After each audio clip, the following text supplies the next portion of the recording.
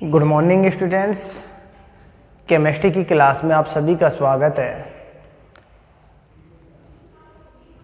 हम पढ़ रहे हैं बीएससी पार्ट सेकेंड ईयर की सेकेंड यूनिट ऑर्गेनिक केमिस्ट्री की, और इसके अंदर हमारा मेजर टॉपिक चल रहा है फिनॉल। फिनॉल के अंदर हम बात कर रहे हैं केमिकल रिएक्शन ऑफ फिनॉल, और इसके अंदर बात की थी नंबर 1 वे अभिक्रियाएं जिनमें केवल बेंजीन वाले ही भाग ले या इलेक्ट्रोफिलिक सब्स्टिट्यूशन रिएक्शन, और इसके अंदर mechanism of electrophilic substitution reaction की बात कर रहे थे। इसके अंदर हमने ऑर्था अटैक देखा था और उसके बाद में पैरा अटैक देखा था, ठीक है।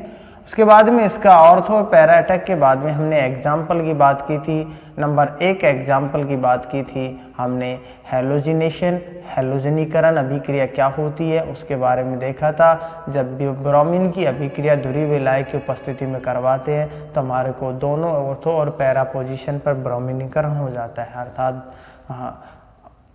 ये प्रोडक्ट प्राप्त होता है। उसके बाद में यदि कम ध्रुवीय विलायक या ध्रुवीय विलायक की उपस्थिति में अभिक्रिया करवाते हैं तो 1 मोल ब्रोमीन ही अभिक्रिया करता है। हमने ये देखा था, यहाँ पर पैरा प्रोडक्ट बनता है, ठीक है। और उसके बाद में नंबर 2 की बात की थी हमने सल्फोनीकरण अभिक्रिया।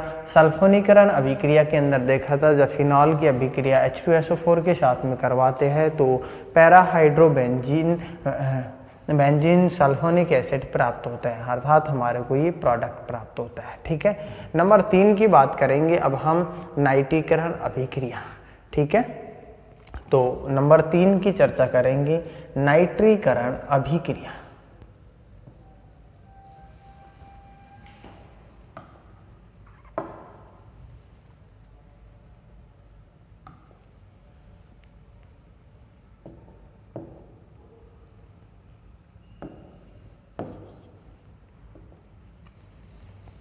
देखो, नाइट्रीकरण अभिक्रिया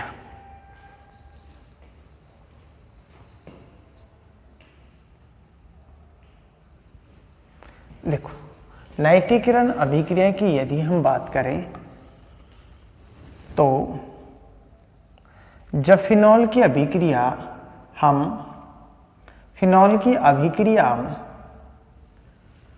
सांद्र H2SO4 और सांद्र HNO3 अर्थात कंसंट्रेट H2SO4 और कंसंट्रेट HNO3 की उपस्थिति में अभिक्रिया करवाते हैं। फिनॉल की अभिक्रिया कंसंट्रेट H2SO4 के साथ में कंसंट्रेट HNO3 की उपस्थिति में करवाते हैं तो हमारे को पिक्रिक अम्ल प्राप्त होता है, अर्थात जो प्रोडक्ट प्राप्त होता है वो पिक्रिक अम्ल प्राप्त होता है। और यदि हम फिनॉल की अभिक्रिया डाइल्यूट HNO3 के साथ में करवाते हैं तो जब डाइल्यूट HNO3 के साथ में हम फिनॉल की अभिक्रिया करवाते हैं तो उसके दौरान हमारे को पैरा नाइट्रोफिनॉल प्राप्त होता है। तो यहाँ हम इसकी अभिक्रिया देखेंगे किस प्रकार से पिक्रिक अम्ल प्राप्त होता है और किस प्रकार से पैरा नाइट्रोफिनॉल प्राप्त होता है, ठीक है। तो हम इसके अंदर ये लिख सकते हैं जब फिनॉल की अभिक्रिया सांद्र H2SO4 और सांद्र HNO3 की उपस्थिति में, या फिर हम ये कह सकते हैं जब सांद्र H2SO4 और सांद्र HNO3 की उपस्थिति में नाइट्रीकरण करवाया जाता है तो हमारे को पिक्रिक अम्ल प्राप्त होता है।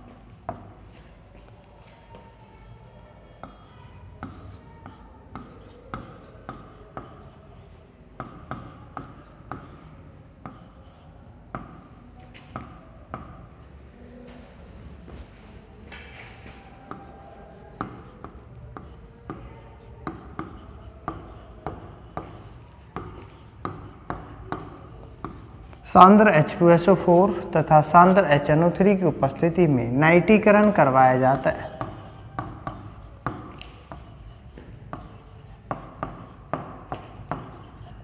है तो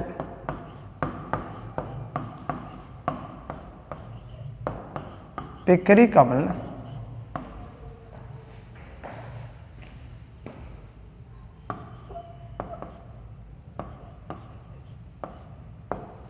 प्राप्त होता है।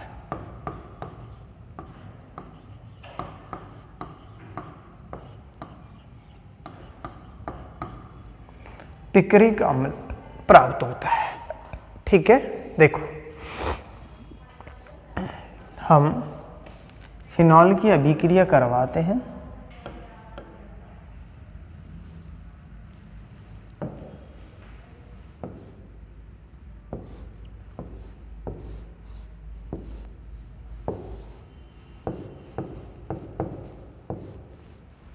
फिनॉल की अभिक्रिया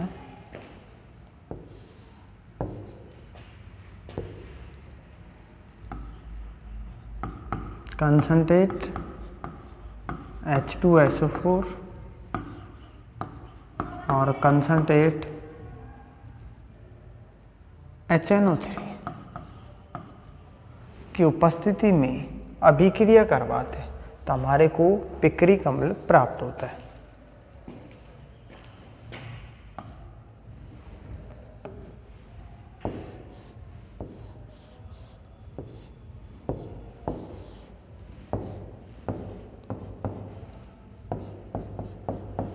NO2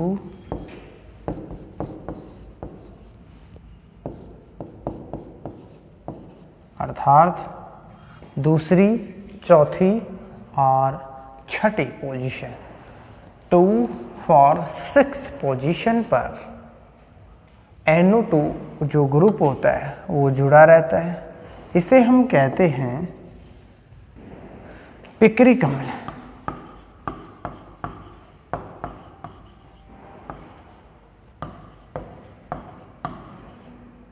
पिक्रिक, ठीक है।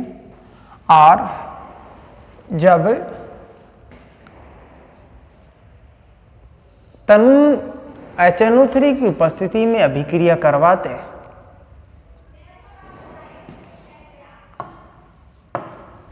जब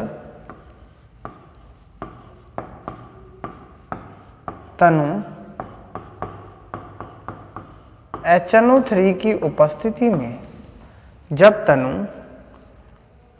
HNO3 की उपस्थिति में अभिक्रिया करवाते हैं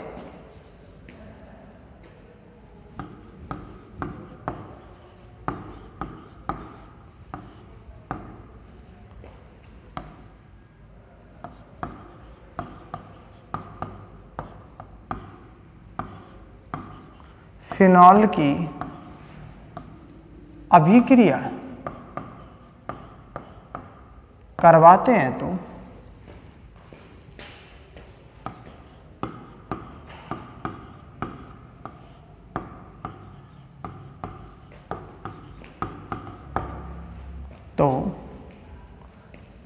पैरा नाइट्रोफिनॉल प्राप्त होता है। अर्थात हमारे को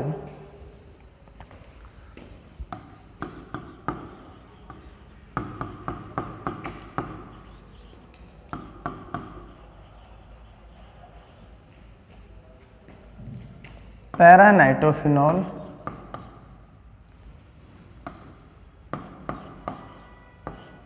प्राप्त होता है।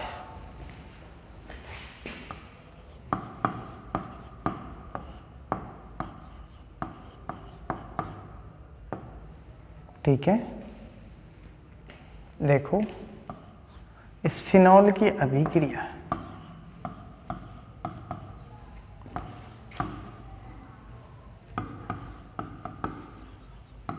डाइल्यूट HNO3 की उपस्थिति में करवाते हैं तो हमारे को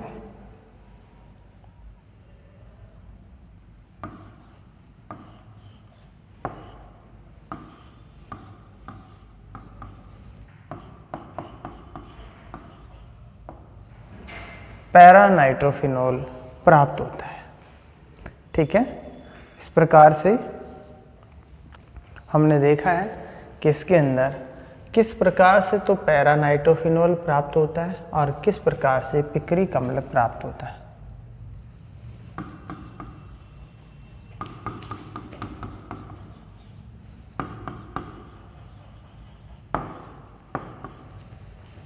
तो ये हमने देखा है कि नाइट्रीकरण अभिक्रिया क्या होती है, उसके अंदर हमने चर्चा की है।